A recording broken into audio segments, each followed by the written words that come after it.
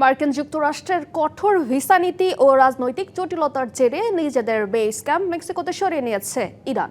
অন্যদিকে বিশ্বকাপ ঘিরে সালেম আল দাওসারিকে অধিনায়ক করে প্রাথমিক স্কোয়াড ঘোষণা করেছে এশিয়ান পরাশক্তি সৌদি আরব।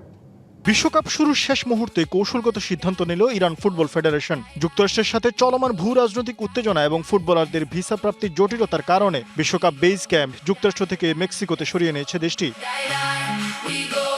যুক্তরাষ্ট্রের এরিজোনার বদলে ইরান দল এখন মেক্সিকোর সীমান্ত শহর টিজুয়ানাতে তাদের বেস ক্যাম্প স্থাপন করেছে। গ্রুপ পর্বে নিউজিল্যান্ড, বেলজিয়াম ও মিশরের বিপক্ষে ইরানের 3টি ম্যাচই অনুষ্ঠিত হবে যুক্তরাষ্ট্রে, যার জন্য দলটি বর্তমানে তুরস্কের আন্তালিয়াতে প্রস্তুতি সারছে।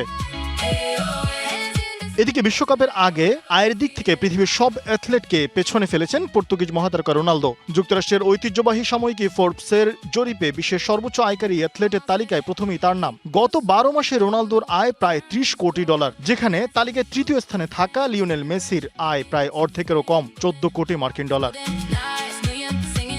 12 বছর আগে ঘরের মাঠে জার্মানির কাছে সেমিফাইনালে 7 গোলে হার এখনও তাড়া করে ফিরছে তৎকালীন ব্রাজিল কোচ লুই ফিলিপ স্কলারিকে। ব্রাজিলিয়ান সংবাদ মাধ্যম গ্লোবোকে দেয়া এক আবেগঘন সাক্ষাৎকারে স্কলারি সেই হারের পুরো দায় নিজের কাঁধে তুলে নিলেন।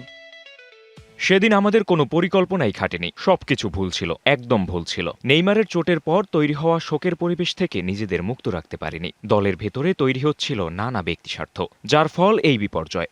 আজ পর্যন্ত ল্যাপটপ বা টিভিতে সেই ম্যাচের ভিডিও পুরোটা কখনো দেখিনি।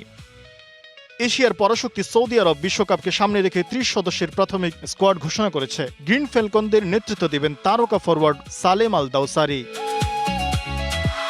শরীফ ফারুকি, ডিবিসি নিউজ।